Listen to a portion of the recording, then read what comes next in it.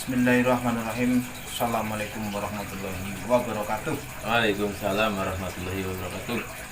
Alhamdulillah wa syukurillah. Pada malam hari ini kita masih diberikan kesehatan, ya, nikmat sehat, nikmat umur, dan juga nikmat atas kebersamaan kita, baik dengan kita tim maupun dengan sedulur semua, ya. Baiklah teman-teman, pada malam hari ini kita lagi memikirkan masalah yang kemarin itu juga. Saya itu bingung gitu, masa iya gitu. Saya nggak percaya gitu. Saya maksudnya nggak langsung percaya begitu saja. Saya harus mencari bukti-bukti yang konkret, agar nanti saya dikira mengaku-ngaku gitu. Karena itu sudah jelas, kakak saya itu petani. Dan memang kita itu benar kata Mbak tadi Puja Abirawa untuk Abirawa itu sampai itu harus mencari sendiri kita kebenaran. Nanti kan setiap langkah kita kan berarti kalau kita mencari kan kita berusaha, nah, nanti kan kenyataannya ya nanti tahu sendiri, ya nanti tahu sendiri dengan mata kepala kita sendiri, bukan katanya ya. Dia memang dia tahu, akan tetapi tidak mau memberitahu supaya kita yang tahu sendiri. Itu berarti kan, Mas? Iya, garis besarnya Supaya memang kita yang tahu sendiri. Ya mungkin juga ini tertekan ya, Mas. Mungkin juga memang supaya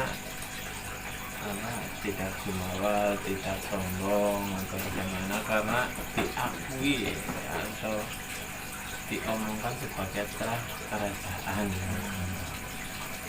Tapi memang kalau pengetahuan yang kita miliki memang sampai ke buyut, itu juga agak rancu ya, Mbak. Maksudnya buyut kita kesehariannya bagaimana kan tidak tahu. Iya kan, Mbak? Iya, benar. Apalagi ayahnya buyut nih gitu loh. Ayahnya buyut Cangga, terus warengnya seperti apa? Iya. Saya itu sudah putus. Saya nggak tahu. Itu terus juga yang menjadi pertanyaan, kenapa tidak diberitahu juga kan? Sebagai pertanyaan besar. Soalnya darah seperti itu pasti ada alasan kenapa tidak diberitahu. Ini hanya perkiraan saja ya. Tapi memang itu menjadi pertanyaan ya. Asumsi ya. Asumsi.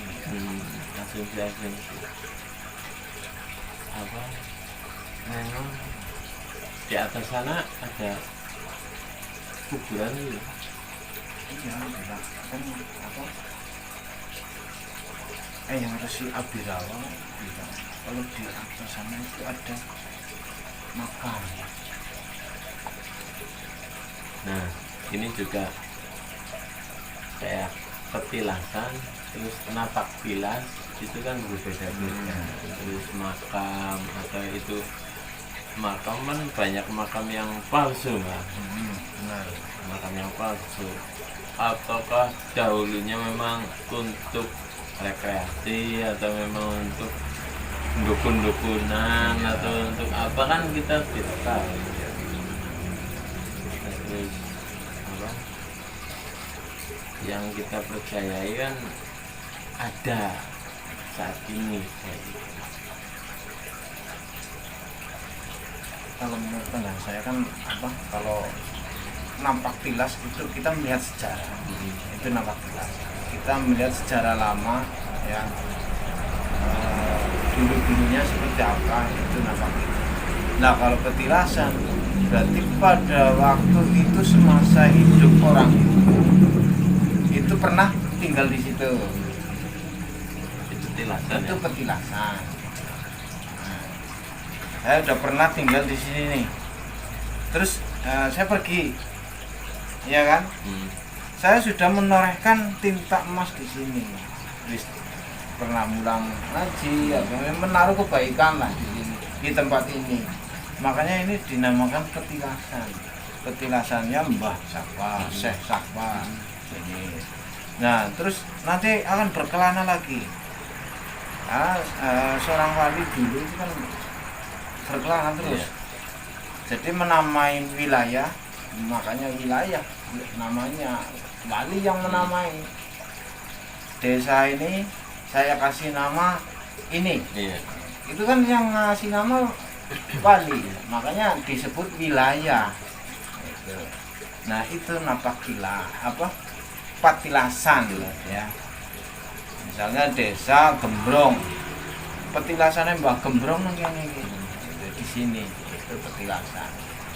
Kalau napak tilas kita melihat sejarahnya Pak Gembrong ini, Iya. anak Mbah Gembrong ini. Gitu. Itu apa? Dari sudut pandang saya seperti itu. Terus satu lagi ini tadi makam ya. Kalau makam memang benar. Pesarean ya. Pesarean, makam, paseban itu memang apa? Untuk tempat kuburan. Jadi untuk kuburannya Mbah ini, nah itu makam ya. Makam, makom, kuburan, paseban, pesarean itu tempat peristirahatan terakhir ya dari sang wali itu atau sang pembuat apa sejarah yang ada di desa itu seperti itu temannya. Nah, ini juga ada pertanyaan, Bang. Kenapa di alam gaib itu banyak benda-benda seperti misal padi, jagung, itu ada yang mempertanyakan itu loh, Bang. Iya, Memang harus dijawab, Bang. iya. Seperti ini ya teman-teman, kehidupan alam jin itu sama halnya dengan kehidupan alam manusia. Itu serba di sana itu seperti alam manusia saja. Ya ada padi, ya ada jagung, ya ada labu dan ada buah-buahan, bahkan benda-benda pusaka ya. Terus ketika kalau yang benda pusaka itu diambil dari bangsa manusia dulunya. Dulu yang membuat itu manusia. Setelah manusia itu meninggal, biasanya yang mengandung apa nilai-nilai mistis ya, ya adat petuah, adat tuahnya, yang bertuah lah ya, benda yang bertuah itu akan hilang. Itu sebenarnya diambil oleh makhluk yang namanya jin. Bagus ini disimpan Di alam di jin. alam jin. Jadi sudah pindah alam yang disebut murca ya. Itu kadang apa ada benda pusaka milik ini tapi sudah murca. Itu sebenarnya diambil oleh makhluk jin ya. Jadi misalkan ini apa kerpis ini ya, kan ini teko ini ya. Kita budak apa kita baik-baiki, kita lap, kita rumah itu menimbulkan ketertarikan jin. Ini kok disukai manusia, Ada apanya? ada apanya. Ini ketika manusia itu meninggal ini dibawa oleh jin. Seperti itu ya teman-teman. Jadi apa benda ataupun barang-barang kok di sana ada. Nah, terus kok bisa didohirkan, ya kan? Ditarik kembali. Bisa ditarik kembali. Nah, itu yang apa perlu ada proses, ya. Itu perlu ada proses. Jadi saya tarik garis besarnya itu kita memohon kepada Allah Subhanahu wa taala, kita bayangkan lewat pikiran ya, hati kita kepada Allah. Pikiran kita membayangkan bahwa benda itu sudah saya genggam, Itu kalau misalkan mau penarikan pusaka, Iya. ya bayangkan terus pikiran, alam pikiran itu bisa kuat. Iya. Set, nah itu bayangkan sudah digenggam, itu jangan sampai nggak yakin, itu harus Yakin. 100% yakin itu nanti akan berwujud tauhid. Tapi kalau ya udah gagal gitu, udah itu sudah pasti gagal. Keraguan ya Pak. Ya, pokoknya Allah Akbar itu harus yakin, yakinnya itu 1000% ya, itu loh. Ya, karena hati ini kita ke Allah ya, terus pikiran kita ke benda itu untuk membayangkan bahwa benda itu ketarik oleh kita. Jadi itu untuk apa? Hukum penarikan benda pusaka itu seperti itu ya teman. Terkadang kan kayak gini Mas, ada doa-doa tertentu yang memang untuk penarikan sesuatu. Nah memang doa-doa tertentu itu memang hanya untuk media pembelajaran kita supaya lebih yakin, memang latihan supaya yakin, atau memang bacaan-bacaan tersebut juga memiliki kandungan makna tersendiri sehingga sesuatu itu bisa muncul kayak gitu loh Mas. Jadi seperti ini ya. Yang namanya bacaan menurut saya itu tidak berpengaruh banyak ya, tidak berpengaruh kayak panjangan misalkan apa mau meyakini ayat kursi ya bisa, dengan surat Al-Ikhlas juga bisa, terus dengan Nur Buat juga bisa, terus dengan sholawat juga bisa. Jadi menurut saya bacaan-bacaan itu kan babagan hikmah ya, fadilah itu babagan hikmah. Jadi menurut saya nggak begitu penting ya. Yang harus yang terpenting itu tanamkan keyakinan kita kepada Allah gitu. Jadi itu sudah merangkum semua doa ya. Tapi ini harus hati-hati sekali Mas, soalnya ini pembicaraan tingkat tinggi yang tidak sesuai. Oh itu berarti tidak meyakini ayat-ayat Al-Quran. Bukan tidak meyakini, justru malah begitu yakin Ya. Misal begitu yakin dengan apa Al-Ikhlas ya. Begitu Bismillahirrahmanirrahim gitu kan ya. Begitu hati kita sebenarnya sudah membaca Al-Ikhlas gitu ya Pak. Jadi Ya kan rangkuman dari seluruh Al-Quran kan Bismillahirrahmanirrahim. Kita sudah membaca Bismillahirrahmanirrahim itu sudah merangkum semuanya. Jadi apa? Yang harus ditanamkan itu keyakinan dalam hati ya, dalam hati kita itu ditanamkan bahwa saya yakin terhadap Allah Subhanahu Wa Taala. Saya bisa menarik benda itu lewat kekuatan pikiran kita. Ya, seperti itu ya, teman. Memang agak sulit dipahami untuk masalah tarik menarik ini ya. Tapi memang jikalau bacaan itu tidak penting, memang tidak penting itu kelasnya berbeda ya, bukan berarti tidak bermanfaat ya Pak. Bukan berarti tidak bermanfaat.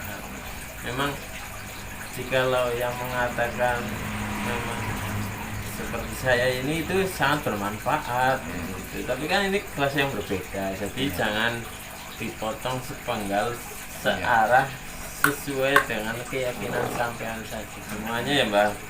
Betul. Begitu. Apa ini Mbak, ini juga harus memang dipraktekkan ulang walaupun sudah berulang kali. Berarti kita harus bikin video besok penarikan.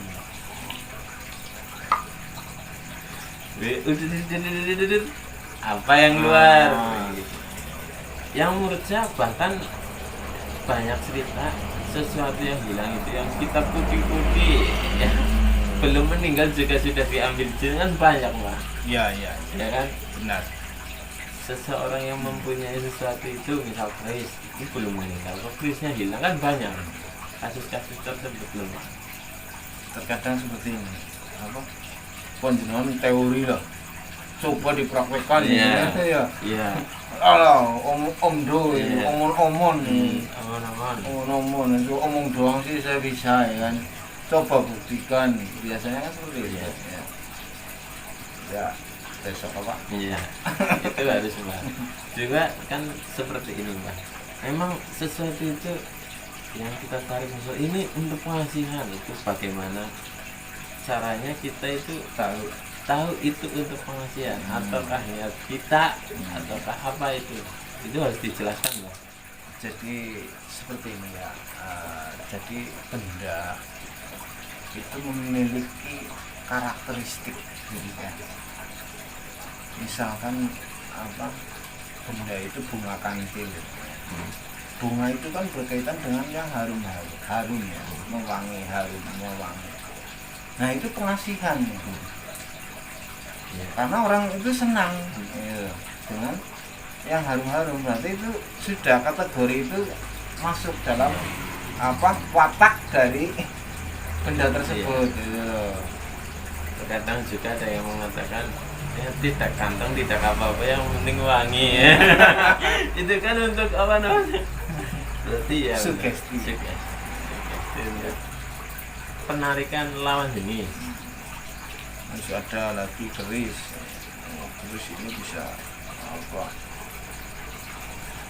menembus bumi nih, karena ada pusat buminya itu. Jadi ada apa karakteristik dari benda tersebut yang bisa dikatakan bahwa kodam ini untuk pengasihan, kodam ini untuk kewibawaan, untuk karisma dan lain-lain seperti itu ya teman. Dan terkadang juga kita mendapatkan sesuatu yang memang belum memiliki histori yang lama loh Mbak. Misal penarikan memang keris itu dibuatnya misal 200 tahun yang lalu atau 100 tahun yang lalu atau beberapa tahun yang lalu, itu yang memang diambil jin kan bisa saja Mbak. Bisa saja. Jadi tidak mesti yang kita tarik itu memang berusia ratusan tahun ya Mbak. Tidak mesti. Benar sekali. Itu harus dijelaskan Mbak. Jadi seperti ini ya teman-teman ya. Kalau mengenai hukum tarik menarik ini ya, ini sangat unik ini karena sifatnya ini kompleks ya, sifatnya luas ya. Bisa seperti itu butuh proses yang panjang melalui tirakat dan lain sebagainya. Sebelum itu loh apa kita tarik dengan apa kekuatan pikiran kita, terus kita yakin kepada Allah tapi belum punya ilmunya Iya. ya nggak bisa. Yakin asal yakin. Iya, asal yakin. Iya. Begitu tarik, tai kebo loh. Ya hamsam. Iya. Jadi apa? Teori itu mudah ya, Yang penting kamu yakin kepada Allah Subhanahu wa taala dan lewat kekuatan pikiran kamu, pikiran bawah sadarmu bahwa benda itu saya tarik. Dan terkadang memang di sana ya kan berarti dibuat di alam manusia ya, terus diambil oleh jin. Nah, memang di sana tidak ada jin yang memiliki, ataukah kita memang cara apa seperti kelakuan jin itu memang menarik paksa, mengambil paksa, bagaimana itu Mas? Jadi garis besarnya seperti ini, apa yang disukai oleh manusia ya itu yang disukai oleh jin. Jadi apapun bendanya ya, ketika benda itu disukai oleh manusia itu disukai oleh jin juga. Seperti itu. Karena apa? Yang bisa membuat itu manusia. Jin itu nggak mungkin bisa menempa atau apa bikin televisi misalkan bikin teko, itu nggak bisa. Barang kasar lah ya. Barang kasar, karena itu barang kasar. Kalau mereka kan makhluk halus ya, itu nggak bisa bikin apa-apa. Yang bisa menciptakan itu manusia. Bisa bikin seperti ini, bisa bikin HP ya, seperti ini. Itu manusia. Jin itu tidak bisa menciptakan. Makanya ngambilnya dari manusia, apa yang disenangi manusia. Seperti itu teman. Ya, berarti garis besarnya untuk menerapkan hal itu, jikalau ada seseorang yang memang ingin belajar, itu berarti belajarnya misal dikasih bacaan ini, belajarnya untuk meyakinkan diri sendiri. Betul. Nah itu apa memang proses yang lama ya. Kadang juga terkadang kita berdoa juga kadang ditolak oleh diri sendiri. Ya. Itu memang untuk loss kayak gitu, lost door. Apakah dosa dikabulkan ya? Iya. Nah, itu sudah berarti itu tidak dikabulkan. Gitu. Karena ada keraguan-keraguan dalam dirimu. Seperti itu ya teman. Terus apa? Kenapa harus riyadhah? Kenapa harus tirakat? Tirakat itu sebenarnya apa sih? Nah, tirakat ya ini untuk kita mendekatkan diri kepada Sang Pencipta. Itu seperti itu teman ya. Terus apa? Puasa adalah senjata ampuh untuk membunuh nafsumu atau mengendalikan, paling enggak mengendalikan nafsumu. Karena apa? Ketika Allah bertanya kepada nafsu, kamu siapa? Saya hawa nafsu. Kamu siapa? Saya hawa nafsu. Sudah dibakar di neraka masih saja ngeyel. Sudah apa? Ditaruh di es yang paling dingin ngeyel. Akhirnya dikencoti, dilapari, tidak dikasih makan, baru nangis. Lapar. Nah makanya apa? Untuk mengendalikan hawa nafsu itu lewat puasa. Makanya semua orang tirakat ya, tirakat itu rata-rata kan berpuasa ya, baik mati geni lah, mutih lah, dan lain sebagainya. Itu tujuannya untuk mengendalikan hawa nafsumu. Hilangkan dulu nafsumu, baru nanti ilmu masuk. Seperti itu teman ya.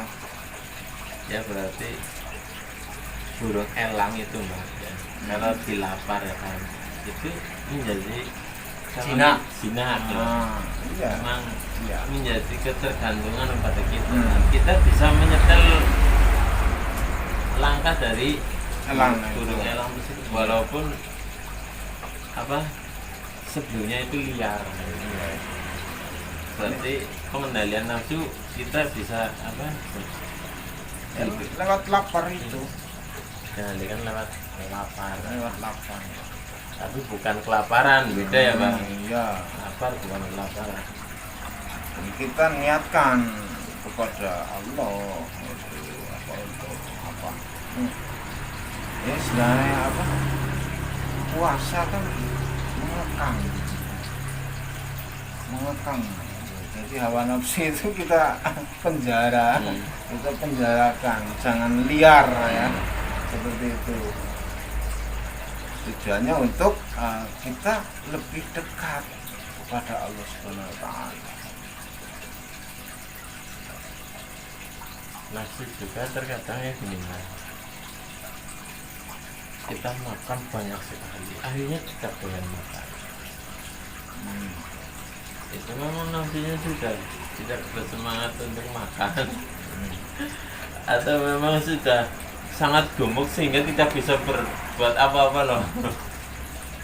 Ya kalau hawa nafsu sudah puas, ya itu dia kan sudah sudah mencapai puncaknya, klimaks gitu loh. Iya. Ya, sudah klimaks. Jadi dia akan beristirahat. Gitu loh. Dia akan beristirahat. Tapi nanti beberapa menit kemudian itu akan Iya. bangkit lagi. Betul. Itu. Ya kan panjenengan sudah kenyang. Nanti 5 jam atau 4 jam lagi sudah lapar lagi. Itu. Jadi untuk memuaskan hawa nafsu itu memang tidak ada puasnya. Terus yang senang itu siapa? Yang senang nafsunya. Nafsunya apa? Jadi apa? Merasa saya itu dituruti. Iya. Gitu.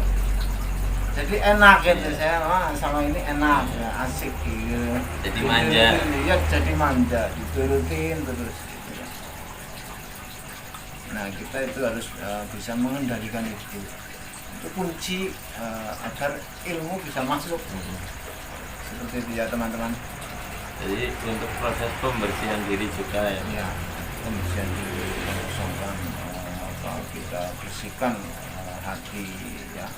Terus tidak berpikir macam-macam, hanya kita merujuk kepada Allah Subhanahu wa taala, Sang Pencipta. Ya memang perasaan kita juga pada waktu mungkin kalau 1 hari berpuasa masih aduh makan apa enggak ya, nanti 2 hari kan sudah Terbiasa. agak nanti 3 hari sudah memang sudah terbiasa. Itu berarti kita sudah bisa mengendalikan, apalagi sampai 7 hari sampai 41 hari. Itu sudah lebih matang lagi. Kalau para waliullah dulu itu tahunan, kayak Kanjeng Sunan Kalijogo 3 tahun. Tapi ya dampaknya ya memang ratusan tahun. Iya. Dampak. Sampai sekarang bahkan gitu, karomahnya itu Bahkan jasanya saja, pesariannya saja bisa mendatangkan rezeki untuk orang-orang sekitar lah, Pak. benar, itu Masih manfaat. iya, masih bermanfaat. Khairun nas anfa'uhum linnas. Sebaik-baik manusia adalah yang bisa berguna bagi orang lain, bermanfaat bagi orang lain. Itu teman-teman ya. Itu di jawabannya ya teman-teman. Jadi di video kali ini kita membahas tentang perjalanan kita untuk menarik benda tersebut. Besok kita praktekkan. Nah, terus berarti kita niatkan kita akan menarik benda apa itu supaya kita dapatnya apa gitu. Apa memang kita random loh? Enggak, Bebas. ya kita deteksi dulu di situ ada bendanya apa enggak, gitu loh. Ada benda yang digoib apa enggak di wilayah itu. Kalau enggak ada ya kita tarik sekuat tenaga mau enggak ada. Jadi kita harus terawang dulu bahwa di sana ada cahaya putih atau cahaya merah atau cahaya hijau. Terus pas kita amati, wah ini benda ini, coba kita tarik gitu. Nah ternyata baki-baki atau semar, mesem atau keris gitu. Bermacam-macam ya. Bermacam-macam benda. Dan yang tidak satu frekuensi itu macam-macam ya. Memang itulah kehidupan, bagaimana kita menyikapi atau bagaimana kita melihat seseorang itu dari segi yang mana ini, atau dari sisi yang memang baik dari kebaikannya, atau dari sisi yang kebalikannya, keburukannya gitu loh. Kalau keburukannya ya timbul memang buruk-buruk. Jadi kalau orang mau mencari keburukan ya buruk. Iya. Pandangan orang itu selalu buruk. Tapi kalau panjenengan mencarinya kebaikan, husnudon atau suudonnya itu ya. Jadi kita harus suudon, husnudon, berbaik sangka ya. Jadi jangan berprasangka buruk. Nanti yang keluar ya yang buruk-buruk. Ya seperti kita mencari sesuatu, misalnya dari daun pisang, walaupun ada daun-daun yang lain kita tidak peduli, ya kan? Yang carinya daun Daun pisang, pisang. ya ketemunya daun pisang.